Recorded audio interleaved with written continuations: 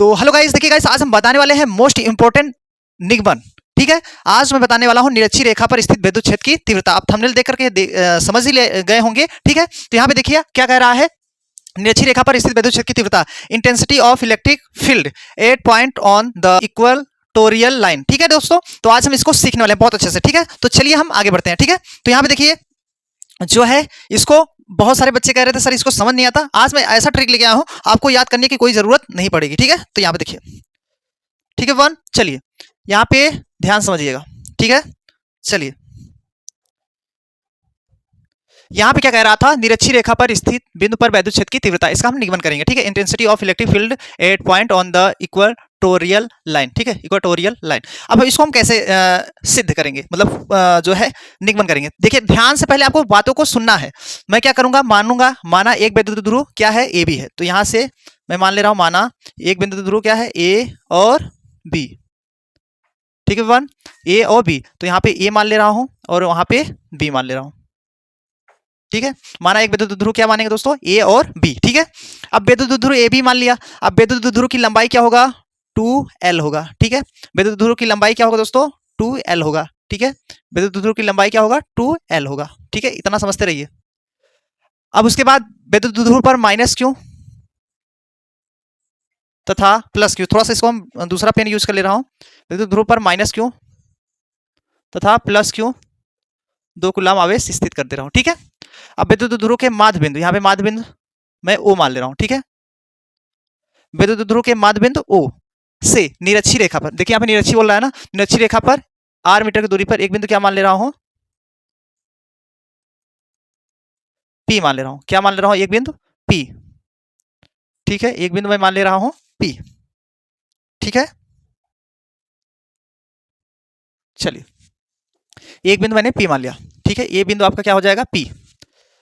मैंने क्या किया दोस्तों, माना एक विद्युत ध्रुव AB है, विद्युत ध्रुव की लंबाई 2l है, विद्युत ध्रुव पर माइनस क्यों तथा प्लस क्यों, 2 कूलम आवेश स्थित है। विद्युत ध्रुव के माध्य बिंदु O से निरक्षीय रेखा में r मीटर की दूरी पर एक बिंदु P है, जिस पर हमें विद्युत क्षेत्र की तीव्रता E जो है ज्ञात करनी है। हमें क्या करना है, E जो है ज्ञात करना है। ठीक है, अब E यहाँ पे क्या करना है, ज्ञात करना है। ठीक है वन, अब देखो, अब इस थोड़ा सा मैं इसको हम मिलाऊंगा थोड़ा सा ऐसे। ठीक है, ऐसे आप लोग थोड़ा समझिए इसको, ऐसे हम इसको ऐसे मिलाएंगे। ठीक है, इसको भी ऐसे थोड़ा सा मिला दीजिए।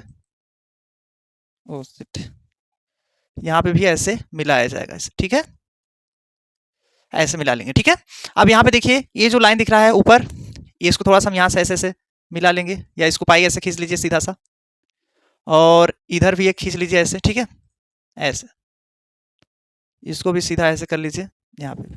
ठीक है, तो समझिएगा, फिर समझिएगा। माना एक विद्युत ध्रुव ए बी है, माना एक विद्युत ध्रुव ए बी है, विद्युत ध्रुव की लंबाई 2l है, विद्युत ध्रुव पर माइनस क्यों तथा प्लस क्यों, 2 कूलम आवेश स्थित है। विद्युत ध्रुव के माध्य बिंदु O से r निरक्षीय रेखा में r मीटर की दूरी पर एक बिंदु P है, जिस पर विद्युत क्षेत्र की तीव्रता E जो है क्या करना है, ज्ञात करना है। अब यहाँ पे देखिए, इधर आपका क्या हो जाएगा, E1। ठीक है, इधर क्या हो जाएगा, E1 हो जाएगा, और इधर क्या हो जाएगा, E2 हो जाएगा। बट दोस्तों यहाँ पे ध्यान से देखना, यहाँ पे थोड़ा सा, यहाँ पे जो है E1 कॉस होगा। ठीक है, E1 कॉस थीटा। ठीक है, यहाँ पे क्या होगा, E2 कॉस थीटा।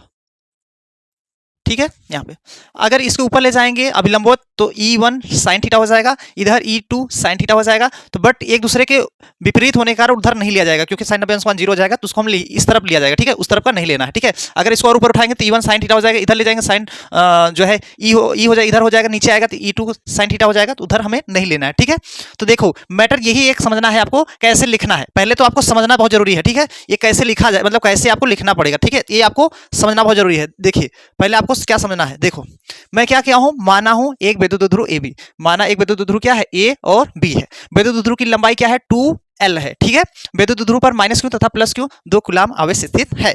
विद्युत ध्रुव के माध्य बिंदु O से निरक्षीय रेखा में r मीटर की दूरी पर एक बिंदु क्या है, P है, जिस पर विद्युत क्षेत्र की तीव्रता E जो है ज्ञात करनी है। मैं इधर E1 cos थीटा माना है, आप E2 भी मान सकते हो, कोई दिक्कत नहीं। E1 cos थीटा और यहाँ पे E2 E1 cos थीटा और यहाँ पे E2 cos थीटा। ठीक है, इधर होगा तो साइन हो जाएगा, तो उधर हमें नहीं लेना है। ठीक है, क्योंकि हमें निरक्षीय रेखा में लेना है। ठीक है, फिगर आपका जो है कंप्लीट हो गया है। अब देखो हम इसको थोड़ा सा मान के लिख लेते हैं। ठीक है वन, चलो माना, ठीक है, माना एक वैद्युत ऐसे भी वैद्युत लिख सकते हैं, ऐसे भी लिख सकते हैं, दोनों तरीके से लिख सकते हैं ना। माना एक वैद्युत द्विध्रुव ए बी है, ए बी है, ठीक है। वैद्युत द्विध्रुव की लंबाई, वैद्युत द्विध्रुव की लंबाई, की लंबाई 2l मान लो, ठीक है। 2l माना, 2l, ठीक है। 2l मीटर है, ये मीटर है, ठीक है, ठीक है वन। वैद्युत ध्रुव पर, यहाँ पे आगे लिखिए वैद्युत ध्रुव पर माइनस क्यों तथा प्लस क्यों, ठीक है, माइनस क्यों तथा प्लस क्यों, 2 कूलाम आवेश स्थित है, कूलाम आवेश स्थित है, स्थित है, ठीक है, 2 कूलाम आवेश स्थित है। वैद्युत ध्रुव किसके आगे लिखिए, वैद्युत ध्रुव के माध्य बिंदु ओ से, यहाँ पे देखिए वैद्युत ध्रुव के माध्य बिंदु ओ से निरक्षी रेखा में, निरक्षी मतलब निरक्षी रेखा जो बोल रहा है उसी में लिखना पड़ेगा ना, निरक्षी रेखा में, रेखा में आर मीटर की दूरी पर, आर मीटर की दूरी पर, मीटर इटा है, आर मीटर की दूरी पर, दूरी पर एक बिंदु, एक बिंदु पी है, एक बिंदु क्या है, पी है, जिस पर वैद्युत क्षेत्र की तीव्रता ज्ञात करनी है, वैद्युत क्षेत्र की तीव्रता, तीव्रता जो है ई पूछ रहा है ना, तीव्रता ई होता है, ठीक है, तीव्रता ई ज्ञात करनी है, ज्ञात करनी है, ठीक है वन, ज्ञात करनी है। तो दोस्तों इतना आपको लिखना पड़ेगा ही, अपने मन से लिखना पड़ेगा, ठीक है, इसमें और कोई ट्रिक नहीं है, इसको याद करना, आपको लिखना तो अपने मन से ही पड़ेगा, ठीक है, इसको आपको ऐसे लिखना ही पड़ेगा, ठीक है ना। चलिए अब इसके आगे हम लोग क्या करेंगे, ठीक है, मैंने जितना भी लिखना था मैंने पूरा लिख लिया, ठीक है। अब देखो, अभी तो यहाँ पे देखोगे तो एक त्रिभुज बन रहा है, ठीक है, देखिए यहाँ पे ए पी ओ, फिर उसके बाद बी पी ओ, ये भी त्रिभुज बन रहा है। तो यहाँ पे हम लोग क्या करेंगे, त्रिभुज चाहे जो एक त्रिभुज ले लो, ठीक है, क्योंकि इसका विकर्ण का मान पता करना है, ठीक है, क्योंकि इसका देखिए टोटल यहाँ पे थोड़ा सा यहाँ पे समझिएगा, ये यहाँ पे देखिए इसकी टोटल दूरी 2l है, तो इसकी हाफ दूरी क्या होगा, सिर्फ l होगा, सिर्फ क्या होगा, l, ठीक है। तो यहाँ से यहाँ तक दूरी क्या होगा, l होगा, तो इसका भी क्या होगा, l होगा, ठीक है, ठीक है, इसका माध्य बिंदु ये है, माध्य बिंदु ओ है, ठीक है, इसका दूरी l होगा, और इसका मान तो यहाँ पे देखिए r है, ये है, ठीक है, इसका मान r है, ठीक है, और यहाँ पे एक बिंदु p है, ये तो मैंने बताया था आपको, और यहाँ पे a है, ठीक है, और यहाँ पे b है, ठीक है ना। अब देखो हमें क्या करना है, ये तो लंबाई इसकी पता है, और चौड़ाई जो है इसकी ये भी आधार भी पता है, लंबाई पता है, कर्ण नहीं पता है, तो कर्ण को हमें पता करना है, दोनों कर्ण बराबर होंगे, ठीक है, तो इनके दोनों कर्ण ए पी और बी पी दोनों बराबर होंगे। जैसे देखो यहाँ पे त्रिभुज ले लेता हूँ, त्रिभुज ए पी ओ में, ठीक है। अब देखो ये दोनों त्रिभुज तो सेम है, दोनों त्रिभुज सेम ही रहेगा, ठीक है, तो एक त्रिभुज में लेके हल कर ले रहा हूँ, तो क्योंकि एक विकर्ण निकाल लेंगे तो दूसरा विकर्ण उसके बराबर आ जाएगा, ठीक है। तो यहाँ पे हम देखेंगे पाइथागोरस प्रमेय से, पाइथागोरस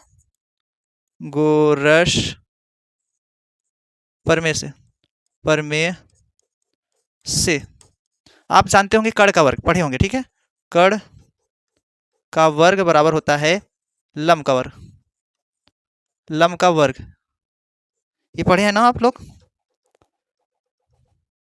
कर्ण का वर्ग क्या होता है, लंब का वर्ग प्लस आधार का वर्ग, आधार का वर्ग पढ़े हैं, ठीक है, ये आपका इसका वर्ग, ये फार्मूला है पाइथागोरस प्रमेय, आप बहुत अच्छे से पढ़े होंगे। कर्ण क्या है, ए पी है, तो यहाँ पे ए पी कर्ण है, तो यहाँ पे ए पी का वर्ग हो जाएगा बराबर लंब क्या है, ए ओ मतलब पी ओ का वर्ग प्लस आधार क्या है, ए ओ का वर्ग। अब देखो इसका मान तो पता नहीं है, तो ए पी रहने दीजिए, ए पी का वर्ग, इसका मान पी ओ क्या है भैया, पी और ओ का मान आर दिया है, तो यहाँ पे आर का वर्ग हो जाएगा, ठीक है, प्लस यहाँ पे ए ओ का मान क्या है, टोटल एल है, यहाँ पे देख सकते हैं, तो यहाँ पे एल का वर्ग हो जाएगा, ठीक है। अब देखो यहाँ पे ए पी स्क्वायर हटाएंगे तो ये रूट में आ जाएगा, ठीक है, वन स्क्वायर हटाएंगे तो ये रूट में आ जाएगा, तो यहाँ पे ये आर स्क्वायर और एल स्क्वायर मान आ गया। तो इसका मतलब आपका जो ए पी का मान निकला है, ए पी बराबर, ए पी किसके बराबर होगा, इसके बराबर होगा, दोनों बराबर होंगे, तो ए पी बी पी के बराबर होगा, बी बीपी के क्या होंगे, बराबर होंगे। तो दोनों मान जो है ये दोनों तरफ हम लिख सकते हैं, ठीक है। तो हम इसको दोनों तरफ लिख देता हूँ, ठीक है ना। चलो चलिए इसको आर स्क्वायर यहाँ पे लिख सकता हूँ, कोई यहाँ लिख दो, चाहिए यहाँ लिख दो। तो यहाँ पे R square plus L square, ठीक है, ये रूट में रहेगा ऐसे, ठीक है। इसका भी वही होगा, R square plus L square, ये भी रूट में रहेगा, तो इसका भी मान रूट में ही लिखेंगे, ठीक है। ये यल का मान है, ये आपका मतलब बिगड़ का मान, ये भी बिगड़ निकल गया, ठीक है। दोनों बिगड़ के मान निकल गए, ठीक है। तो ये बिगड़ मैंने यहाँ दोनों जगह पे लिख दिया, देखो इसका भी मान पता चल गया, इसका भी, तीनों का मान पता चल गया। अब हमें इसे हल करने में कोई प्रॉब्लम नहीं होगी, ठीक है। अब इसके आगे हम लोग हल करते हैं। तो इसके आगे हल करने के लिए आपको क्या करना पड़ेगा, पहले तो आपको फार्मूला पता होना चाहिए। फार्मूला क्या होता है, पहले तो आपको फार्मूला बता देता हूँ, ठीक है।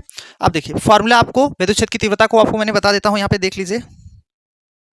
चलो विद्युत क्षेत्र की तीव्रता को मैंने बताया था E बराबर F/Q, एक फार्मूला ये होता है, ठीक है। और एक होता है E बराबर 1/4 पाई अब से नॉल्ट Q/R²।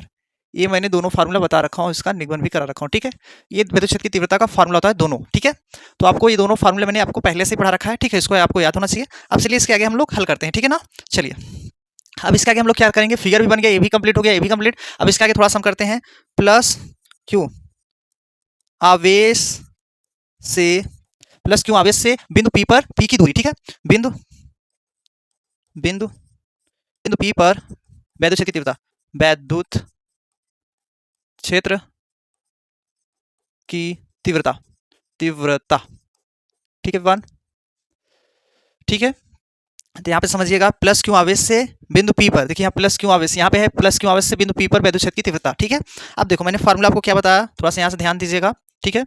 तो यहाँ पे चलिए देखिए फार्मूला मैंने क्या बताया, E बराबर 1/4 पाई अब से नॉल्ट, ये बता।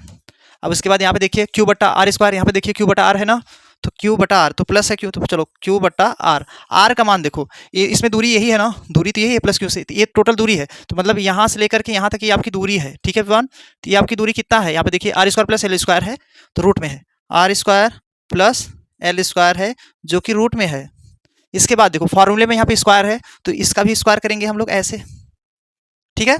अब देखो हम क्या करेंगे, इसको हम ऐसे भी लिख सकता हूँ, इसको E1 मान लो, ठीक रहेगा। E1 बराबर 1/4 पाई अब से नॉल्ट, ठीक है, बटे Q बटे, अब क्या हो जाएगा, ये रूट स्क्वायर हटाएंगे तो रूट हट जाएगा, ठीक है, स्क्वायर हटा देंगे तो रूट हट जाएगा, इसको ब्रैकेट लगा दो ऐसे, ठीक है। इसको समीकरण 1 मान लो, ठीक है वन, इसको हम समीकरण 1 मान लेंगे, ठीक है ना। आप देखना ये समीकरण 1 हो गया। अब इसके आगे हम लोग फिर क्या करेंगे, अब इसके आगे लिखेंगे माइनस क्यू आवेश से, यहाँ पे देखिए माइनस क्यू आवेश से बिंदु पी की दूरी, तो यही फिर यहाँ पे लिखेंगे एक बार माइनस क्यू, ठीक है, आवेश से बिंदु पी पर वैद्युत क्षेत्र की तीव्रता, ठीक है, तीव्रता। अब देखो माइनस क्यू आवेश से बिंदु पी पर वैद्युत क्षेत्र की तीव्रता, ठीक है। अब देखो अब हम क्या करेंगे, यहाँ पे लिख लिया सेम वही फॉर्मूला इसमें भी अपनाएंगे। अब इसमें क्या होगा, E2 लिया जाएगा, ठीक है, जैसे उसमें E1 ले रहे थे, इसमें क्या लेंगे, E2 लिया जाएगा, ठीक है। अब देखना ध्यान से देखना, थोड़ा सा इसको हम और छोटा कर लेता हूँ, चलो ऐसे, ठीक है, ऐसे, चलो अब देखना हम क्या करेंगे, यहाँ पे इसमें हो जाएगा E2, वही फार्मूला अपनाना है, 1/4 पाई एप्सिलॉन नॉट रहेगा ही फार्मूला, आप जानते हैं 4 पाई एप्सिलॉन नॉट Q बटे R², ठीक है। R² मान ये भी होगा, मतलब इसकी दूरी यही है ना, मतलब इसकी दूरी जो है वही रहेगा, दूरी चेंज नहीं करना है, तो दूरी इसमें भी वही रहेगा, R² प्लस L², ये भी रूट में रहेगा, इसका भी वर्ग होगा, ठीक है। अब इसका वर्ग करेंगे तो ये भी जो है रूट हट जाएगा इसमें भी, तो थोड़ा इसको भी और छोटा कर देता हूँ, चलो ऐसे, चलो अब देखना यहाँ पे E2 बराबर क्या हो जाएगा, E2 बराबर 1/4 पाई अब से नॉल्ट, ठीक है। यहाँ पे Q बटे स्क्वायर है, स्क्वायर हटाएंगे तो यहाँ पे रूट हट जाएगा, R² प्लस L² हो जाएगा ऐसे, ठीक है। यहाँ पे समीकरण 2 मान लीजिए, इसको समीकरण 2 हो गया, ठीक है ना। अब इसको हम समीकरण 2 मान लिया, चलो समीकरण 2 हो गया। अब हम क्या करेंगे, इसके आगे समीकरण 1 और 2 से हल करेंगे, बट इसके दूसरे पेज पे हल कर लेता हूँ, ठीक है। अब दूसरे पेज पे हम इसको हल करने जा रहे हैं, तो यहाँ पे लिखेंगे अतः, चलो ध्यान देखो, अतः बिंदु बिंदु P पर परिणामी तीव्रता, परिणामी तीव्रता, ठीक है विमान। अब इसका मैंने फार्मूला आपको बता रखा है, ठीक है। देखिए यहाँ पे फार्मूला क्या बताया था आपको, E बराबर E1 प्लस E2 बताया था, यही बताया था ना। आप थोड़ा सा ध्यान से देखना, ये आपको मैं क्या बताया था, फार्मूला। बट यहाँ पे देखिएगा, इसमें क्या था, यहाँ पे E1 cos थीटा है, E2 cos थीटा है, तो इस फार्मूले में हम लोग cos भी रखना पड़ेगा, तो यहाँ पे क्या रखोगे, cos भी रखना पड़ेगा, ठीक है। यहाँ पे तो इस फार्मूले में क्या हो जाएगा, इसको थोड़ा सा हम इधर कर देता हूँ, इसको इधर कर देता हूँ, यहाँ पे इतना दूर, ठीक है। अब देखो इसलिए रख रहा हूँ, थोड़ा सा ध्यान देखना, यहाँ पे cos आ जाएगा, ठीक है, यहाँ पे cos थीटा, क्योंकि cos इसमें दिया है और इसमें भी cos रहेगा, ठीक है। क्योंकि यहाँ पे देखिएगा, इसमें जो है, यहाँ पे देखिए, ये यहाँ पे E1 cos है, E2 cos है, बट उसमें जो अच्छी स्थिति था उसमें ऐसा नहीं था, उसमें सिर्फ E1 और E2 था, ठीक है। हाँ, इसको जानते रहिए, इसमें थोड़ा सा ये ध्यान देना पड़ेगा, ठीक है। ये फार्मूला हो गया। अब चलिए हम क्या करेंगे, E1 का मान बैठाएंगे और E2 को, मतलब ये पूरा का मान बैठाना है इसमें, ठीक है। तो चलो अब यहाँ पे देखिएगा, E बराबर E1 का मान, अब देखिए यहाँ पे E1 का मान क्या है, तो देखिए समीकरण 1 और 2 से E1 का मान ये है ना, E1 का मान 1/4 पाई एप्सिलॉन क्यू बटे R square plus L square ये है, और E2 का मान भी यही है, सेम वही है, ठीक है। तो हम क्या करेंगे, यहाँ पे थोड़ा सा समझिएगा, ये देखो यहाँ पे क्या हो जाएगा, 1/4 पाई अब से नॉल्ट, यहाँ पे क्यू बट्टा क्या हो जाएगा, आर स्क्वायर हो जाएगा प्लस एल स्क्वायर हो जाएगा, ठीक है। ये आपका हो जाएगा। फिर यहाँ पे cos थीटा है ये वाला, तो यहाँ पे cos थीटा लिखिएगा ही, ठीक है, प्लस E2 का मान भी वही है, तो 1/4 पाई अब से नॉल्ट, ठीक है, क्यू बट्टा क्या हो जाएगा, R square plus L square, ठीक है वन। देखो, और यहाँ पे cos थीटा है, cos थीटा रख दीजिए, ठीक है।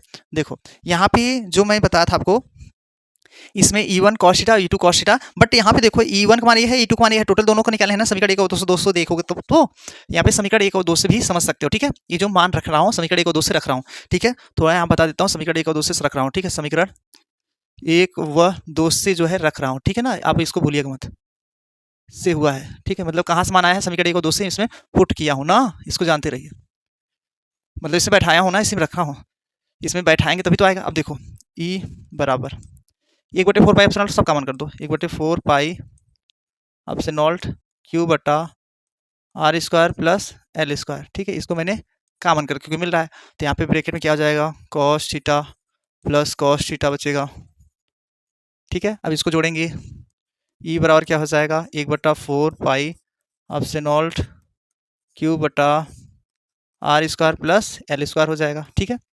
अब इसका cos 2 cos हो जाएगा, 2 cos थीटा। अब देखो दोस्तों, अगले पेज पे देखो, ये यहाँ पे देखो, पहले तो हमें cos थीटा का मान भी निकालना पड़ेगा, cos थीटा का मान पता ही नहीं, तो हम क्या करेंगे, फार्मूला यूज करेंगे। तो यहाँ पे देखो cos थीटा बराबर होता है, ठीक है, आधार बटे कड़, आधार बटे कड़, cos थीटा का आधार बटे कड़ आपका क्या होता है, फार्मूला होता है, ठीक है। अब देखो त्रिकोणमिति में आप लोग पढ़े होंगे, cos थीटा बराबर आधार क्या है, ठीक है।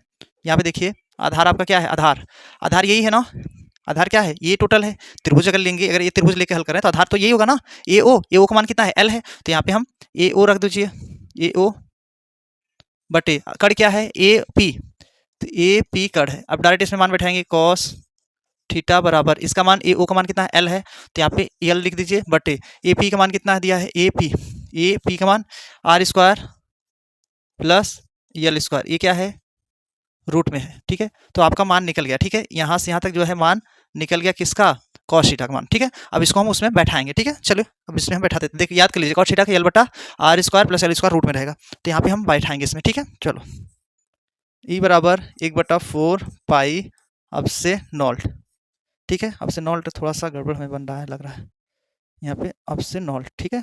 अब क्यू बटा R square plus L square हो जाएगा, ये ब्रैकेट में है, इंटू 2 इंटू है, कॉस का मान क्या था, एल बट्टा आर स्क्वायर था प्लस एल स्क्वायर था, ठीक है। ये आपका रूट में था ना, कहाँ पे था, देखो यहाँ पे भी निकाले थे ना ये वाला मान, तो ये मान उसमें बैठा रहा हूँ cos थीटा के जगह पे, ठीक है। तो यहाँ पे मैंने बैठा दिया, ठीक है। अब इसका हम इसमें गुणा करा देंगे, तो यहाँ पे E बराबर 1/4 पाई अब से नॉल्ट टू एक अंदर गुणा करो क्यू और यल हो जाएगा बटे क्या हो जाएगा R square plus L square. ठीक है, अब देखना रूट को, जैसे मान लो रूट में है ये संख्या क्या है R square plus L square है ना, ये आपका रूट में संख्या दिया है ना। देखो यहाँ पे रूट अगर हटाते हैं तो यहाँ पे रूट जैसे हटाओगे तो यहाँ पे इसके पावर में 1/2 आ जाएगा। ठीक है, रूट हटाएंगे तो 1/2 आ जाएगा। ठीक है ना, चलो तो यहाँ पे हम लिख देता हूँ 1 यहाँ पे R square plus L square, इसके पावर में क्या लगा देंगे 1/2। ठीक है, ऊपर का गुणा नीचे का भी गुणा करा। अब देखो आप लोग देखे होंगे एक फॉर्मूला होता था ए घाते यम इंटू ए घाते यन का होता था ए घाते यम प्लस यन, मतलब ऐसे घात जुड़ता था ना। ये फार्मूला आप पढ़े होंगे कक्षा 7 से ही पढ़ते चले आ रहे हैं। तो ये फार्मूले में यहाँ पे एक इसके पावर 1 रहता है और एक में 1/2 जोड़ेंगे तो देखो अगर एक में 1/2 जोड़ते हैं तो कितना 2 1 3 तो लस लेंगे तो यहाँ पे 3 मतलब 2 1 का 2, देखो 2 1 का 2 प्लस 1 हो जाएगा बटे 2 मतलब कितना आ जाएगा इसका 3/2 आ जाएगा। ठीक है, लस लेने के बाद 3/2 आ जाएगा तो यहाँ पे हम ई बराबर 1/4 पाई अब से नॉल्ट। ठीक है, यहाँ पे इसका मान थोड़ा सा यहाँ पे समझ लीजिए। देखिए यहाँ पे चूकी बना देता हूँ, P बराबर होता है 2QL होता है, ये आप याद कर लीजिएगा। ठीक है, विद्युत ध्रुव, विद्युत ध्रुव होता क्या है इसको भी मैंने बताया था, इसका परिभाषा यहाँ से समझ लीजिएगा। देखिए दोनों आवेशों में से कोई एक आवेश ले लीजिए तथा उनके बीच की दूरी के गुणनफल को विद्युत ध्रुव आघूर्ण कहते हैं। विद्युत ध्रुव आघूर्ण का मैंने सूत्र बता दिया आपको, क्या होता है P बराबर 2QL होता है। ठीक है, अब ये आपका फार्मूला है तो ये इसके बराबर जब मैं पी रख सकता हूँ यहाँ पे तो यहाँ पे हम पी रख देंगे। ठीक है, बटे अब इसका हम गुणा कराएंगे घात जुड़ जाएगा तो R square plus L square का पावर क्या हो जाएगा यहाँ पे एक और 1/2 को जोड़ेंगे तो 3/2 आ जाएगा। ठीक है, यहाँ पे 3/2 लिख देंगे। ठीक है, अब देखना अब हम क्या करेंगे थोड़ा सा इसको और छोटा कर लेता हूँ, चलो यहाँ पे। ठीक है, अब देखना अब हम क्या करेंगे थोड़ा सा इसमें ध्यान दीजिएगा। यहाँ पे देखिए ये जो यल का मान है थोड़ा त्रिभुज में देखो, ए मतलब त्रिभुज ए पी ओ इसमें देखोगे तो ये जो यल है आर के मतलब ये यल है ना और ये आर है, आर काफी बड़ा है यल से। देखो आर का मान इतना है तो यल का मान छोटा है ना, तो यहाँ पे क्या करेंगे थोड़ा सा समझिएगा। यहाँ पे यल लेस मोर देन आर मतलब एल का मान नगण्य हो जाएगा, मतलब आर यल का मान क्या रखेंगे तो यहाँ पे यल का मान 0 रख देंगे। ठीक है, तो यहाँ पे तो यल बराबर क्या रखेंगे 0 नगण्य मान लेंगे रखने पर। ठीक है, ठीक है वन, तो यहाँ पे यल का मान 0 पुट कर लेंगे इसमें। चलो अब यहाँ पे देखो ई बराबर 1/4 पाई अब से नॉल्ट पी बटा यहाँ पे आर स्क्वायर और प्लस यहाँ पे यल क्या रखेंगे 0 का वर्ग हो जाएगा, 0 को वर्ग करो चाहे जो करो 0 ही आएगा। ठीक है, 3/2। अब देखना ई बराबर क्या हो जाएगा 1/4 पाई अब से नॉल्ट। ठीक है, इंटू पी बटा क्या हो जाएगा यहाँ पे ये आर हट गया तो यहाँ पे हो जाएगा आर, ये तो 0 कोई महत्व नहीं है हट जाएगा तो यहाँ पे 3/2। अब देखो किसी की पावर में जैसे मान लो यहाँ पे ए घाते यम है घाते यन है ना, तो इसके पावर में पावर रहता है तो उसका गुणा होता है तो गुणा कराएंगे क्या हो जाएगा ए घाते यम इंटू यन होता है, ऐसा होता है ना। अगर ये वाला फार्मूला तो आप पढ़े होंगे, ये फार्मूला यूज कर रही होंगे बहुत बार। ठीक है, तो यहाँ पे देखिए इसके पावर गुणा होगा तो गुणा कराएंगे तो 2 से कैंसिल हो जाएगा। ठीक है, जैसे गुणा कराते हैं 2 है और यहाँ पे 3/2 से गुणा कराएंगे तो ये कट जाएगा 3 भर बचेगा ना, तो हम इसके जगह पे क्या करेंगे देखना ध्यान से, तो डायरेक्ट इसको हम काट सकते हैं। ठीक है, तो इसको हम ऐसे इससे कैंसिल कर देंगे। ठीक है, अब यहाँ पे लिख देंगे थोड़ा सा इसको हम और ऊपर कर देता हूँ।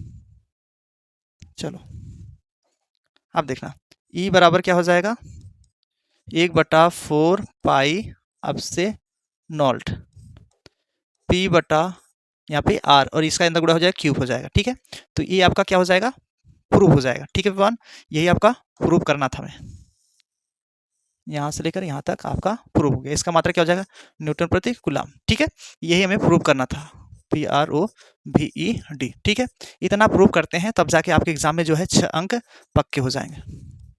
ठीक है, 6 नंबर का एक क्वेश्चन पूछता है, निगमन भी पूछता है एग्जाम में। ठीक है वन, तो कैसा लगा वीडियो आप लोग कमेंट करके बताइए दोस्तों, और इसका स्क्रीनशॉट पहले आप लोग ले लीजिए। ठीक है, चलिए यहाँ पे मैं शुरू से दिखा देता हूँ आपको। देखो पहला तो यहाँ से है। ठीक है, तो इसका फटाक से आप स्क्रीनशॉट ले लीजिए। ठीक है, अब चलिए दूसरा का भी ले लीजिए यहाँ पे, चलिए दूसरा भी ले लीजिए। ठीक है, चलिए